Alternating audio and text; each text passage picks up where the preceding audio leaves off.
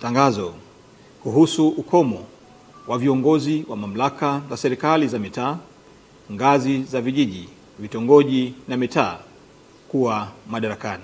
Kwa kuwa kanuni ya 21 ya tangazo la serikali namba 572 ya tarehe 12 Julai 2024 na kanuni ya 22 ya tangazo la serikali namba 571, 573 na 574 ya tarehe 12 mwezi Julai mwaka 2024 zinatoa ukomo wa kuwa madarakani kwa mwenyekiti wa kijiji, wajumbe wa halmashauri ya kijiji, mwenyekiti wa kitongoji, mwenyekiti wa mtaa na wajumbe wa kamati ya mtaa katika mamlaka za wilaya, miji na mamlaka za miji midogo siku 7 kabla ya siku ya kuchukua fomu za kugombea uongozi, ili kuweka mazingira yatakayowezesha uchaguzi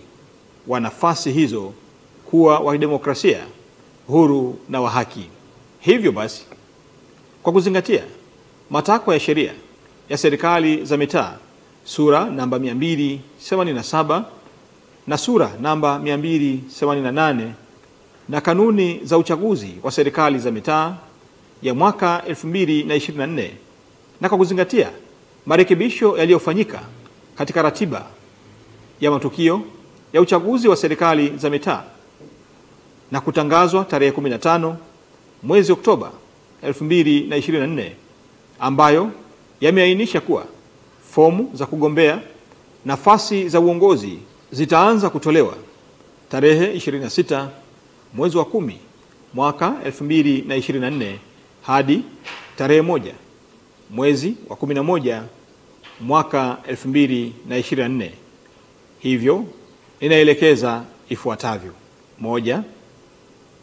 Madaraka ya wenyeviti wa vijiji, wajumbe wa halmashauri za vijiji na wenyeviti wa vitongoji katika mamlaka za wilaya, miji na mamlaka za miji midogo yatakoma kuanzia tarehe 19 mwezi wa 10 mwaka 2024. Nafasi za viongozi hawa zitajazwa kufuatia uchaguzi utakaofanyika tarehe 27 mwezi wa 11 mwaka 2024. 2. Madaraka ya wenyeviti wa mitaa na wajumbe wa kamati za mitaa katika mamlaka za miji yatakoma kuanzia tarehe 19 mwezi wa 10 mwaka 2024.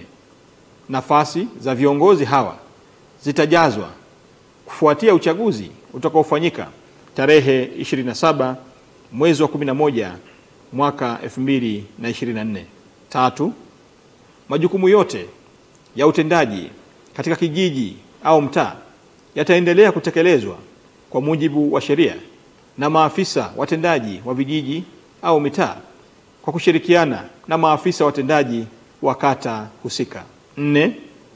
Watendaji wa vijiji au mtaa hawataruhusiwa kutekeleza jukumu lolote la kisheria ambalo linapaswa kuamriwa na halmashauri ya kijiji au kamati ya mtaa. Endapo kutakuwa na jambo ambalo haliwezi kusubiri mpaka serikali ya kijiji au kamati ya mtaa kuundwa, afisa mtendaji wa kijiji au mtaa husika ataliwasilisha jambo hilo kwa afisa mtendaji wa kata, ambaye atalazimika kuliwasilisha kwa mkurugenzi wa halmashauri husika ili kupata idhini ya kutekeleza jambo hilo. Mwisho, nitoe rai kwa wenyeviti wa vijiji, wenyeviti wa vitongoji pamoja na wenyeviti wa mitaa kuhakikisha kuwa ofisi pamoja na nyaraka mbalimbali muhimu zinakabidhiwa kwa watendaji wa vijiji pamoja na watendaji wa mitaa ifikapo tarehe 19 mwezi wa 10 mwaka 2024. Utekelezaji wa tangazo hili utaanza tarehe 19 mwezi wa 10 mwaka 2024. Asanteni